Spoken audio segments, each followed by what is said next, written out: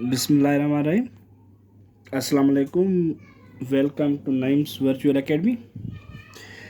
Last class में असां जेको सो अयूब इरा खे कंप्लीट कयोसीं, मार्शल आर्ट ताईं अची वियासीं, सेकेंड मार्शल आर्ट ताईं। ठीकु आहे। अयूब जेको आहे सो पंहिंजो 1962 वारे कॉन्स्टिट्यूशन खे पाण एब्रोगेट करे ऐं पावर जेको आहे सो हैंड ओवर कया हुआ कंहिंखे, यहिया ख़ान खे। ठीकु आहे। हाणे उहे कहिड़ा सर्कमस्टेंसिस हुया जंहिंजे करे अयूब ख़ान जेको आहे सो पाण जेको आहे सो पंहिंजे जेको कॉन्स्टिट्यूशन ॾिनो पाण अयूब हुयो उनखे पाण ई एब्रोगेट करे जेको आहे सो मार्शल लॉ इम्पोज़ कराई, पावर ट्रांसफ़र कयईं मिलिट्री डिक्टेटरनि खे, जेको आहे इनवाइट कयईं त जेको आहे सो अची तव्हां जेको आहे मुल्क जा पावर संभालियो। ठीकु आहे। हाणे यहिया अयूब ख़ान जो जेको डिकेड हुयो या दौरु हुयो, अयूब ख़ान जे दौर खे जेको चवंदा आहिनि डिकेड्स ऑफ डेवलपमेंट।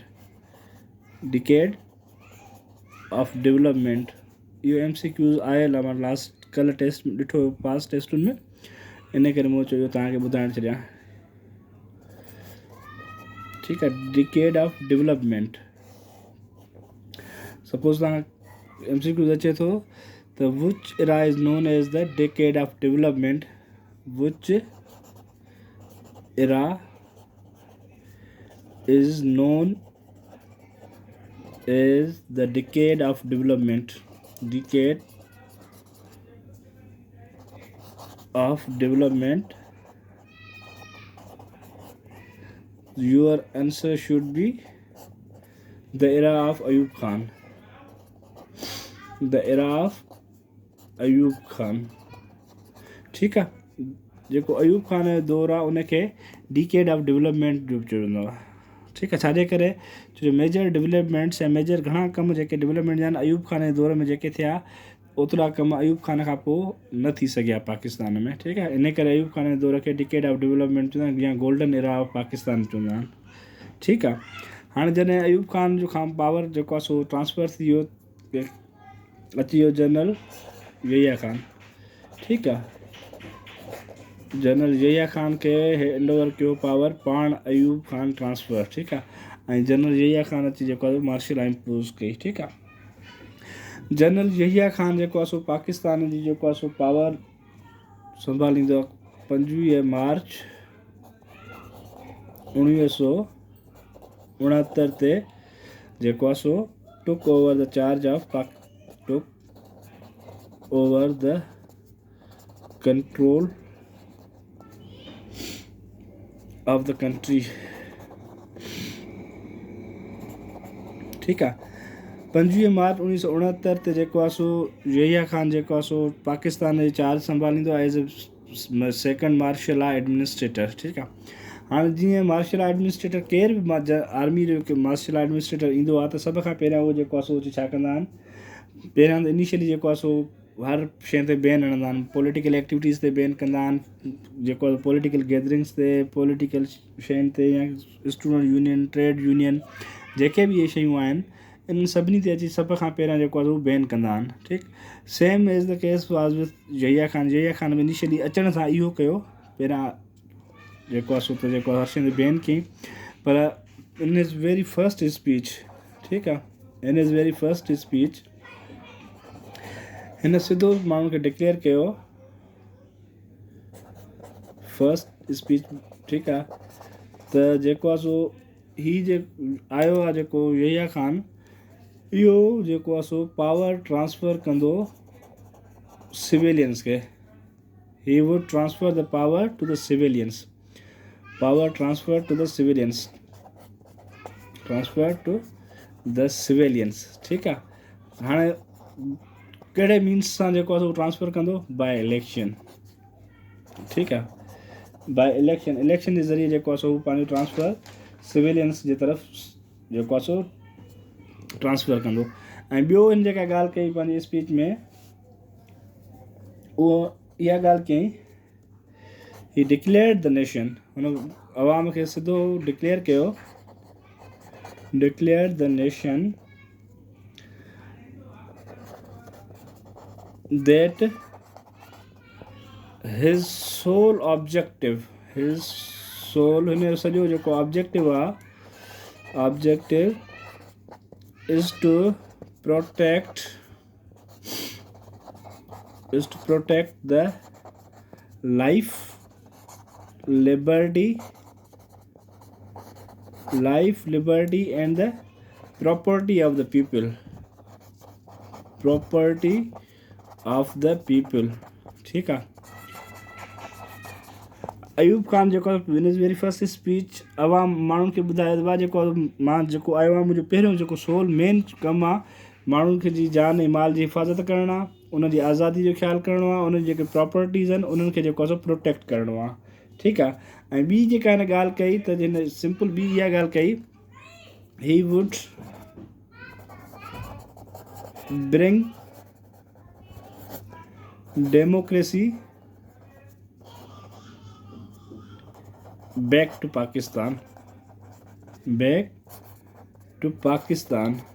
ठीकु आहे.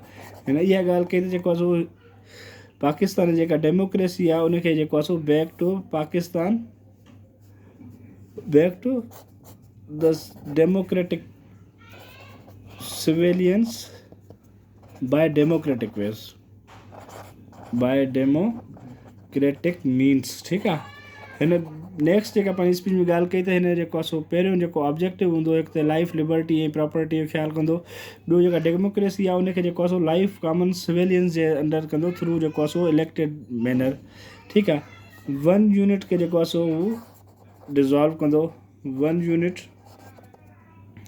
Would be dissolve.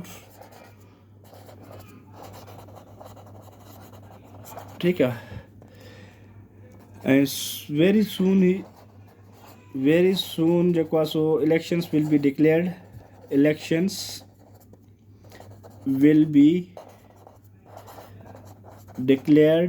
ठीकु आहे. हाणे जेको आहे ॿी ॻाल्हि हिन कई त जेको 1 यूनिट लॻल हो जंहिंमें जेको आहे सो सिर्फ़ु ईस्ट वेस्ट पाकिस्तान हुया, उहो 1 यूनिट जेको आहे डिज़ोल्व कंदो ऐं पाकिस्तान वेस्ट पाकिस्तान जेके चारई सूबा हुआ उहो जेको आहे सो पंहिंजे असुल जेको आहे शेप में वापसि अची वेंदा. सिंध, पंजाब, बलूचिस्तान ऐं सरहद. ठीकु आहे.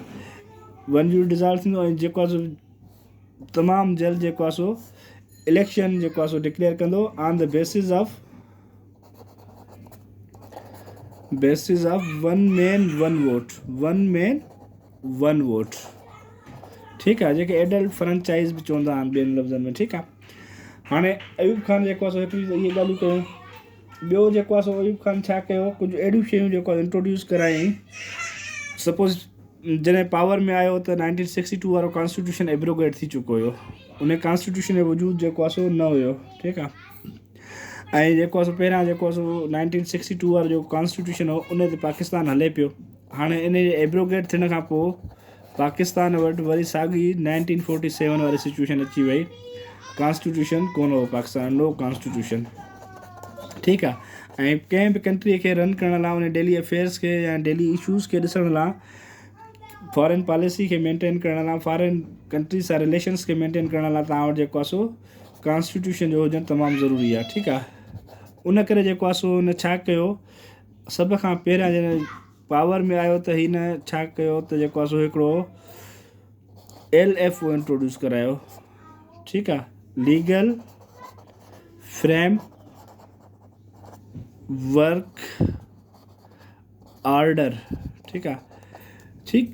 जीअं सिंपल जॾहिं मुशरफ आयो त मुशरफ जेको आहे सो जॾहिं कॉन्स्टिट्यूशन एमरजेंसी आई त PCO अनाउंस कयो हुई. ठीकु आहे. जॾहिं 47 में असां आज़ादु थियासीं त जेको आहे सो असां वटि कॉन्स्टिट्यूशन कोन हो त असां इंडिपेंडेंस एक्ट ऐं 1935 खे मिलाए हिकिड़ो कॉन्स्टिट्यूशन ठाहियो. हाणे 1962 वारो जॾहिं कॉन्स्टिट्यूशन एब्रोगेट थी वियो त कंट्री या मुल्क पाकिस्तान खे हलाइण लाइ जेको आहे कंहिं कॉन्स्टिट्यूशन पेपर जी ज़रूरत हुई. ठीकु आहे. उन पेपर जी रिक्वायरमेंट खे फुलफिल करण लाइ for the time being temporary basis ते हिन जेको आहे सो इशू कयो, इंट्रोड्यूस करायो लीगल फ्रेमवर्क ऑर्डर. हाणे लीगल फ्रेमवर्क ऑर्डर जॾहिं इशू कयईं त 1 यूनिट जेको आहे सो डिज़ोल्व थियो. 1 यूनिट डिज़ोल्व करण खां पोइ हिन जेको इंट्रोड्यूस कयो लीगल फ्रेमवर्क ऑर्डर इंट्रोड्यूस कयो. ठीकु आहे. हाणे 1 यूनिट डिज़ोल्व थी वियो. लीगल फ्रेमवर्क जेको आहे सो इंट्रोड्यूस थी वियो as to maintain the daily affairs. ठीकु आहे. As to maintain the daily affairs of the country.